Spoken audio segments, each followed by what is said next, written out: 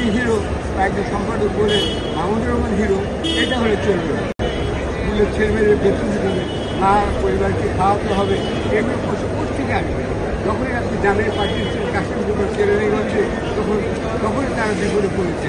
এই ছেলে মেয়ে, এই মা বাবার কথা কে ভাবে? আপনাকে ভাবতে হবে, তাদের কথা লিখতে হবে। তাই আমি হিরো বা একজন সম্পাদক বলে মাহমুদুর রহমান হিরো, এটা হলে চলবে না। আপনার সবাই হিরো।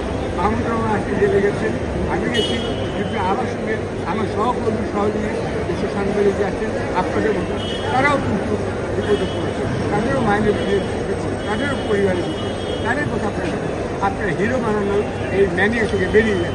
হিরোইন আপনার দেখেছেন, ঠিক আছে না, গণমাধ্যমের স্বাধীনতা এসব করবেন না। গণমাধ্যমের কি সংস্কার প্রয়োজন? হ্যাঁ, গণমাধ্যমের এই বিচার বিভাগের সংস্কারের কথা বলছেন। আমি বিচার বিভাগ গণমাধ্যমের বিষয়ে আমূল সংস্কার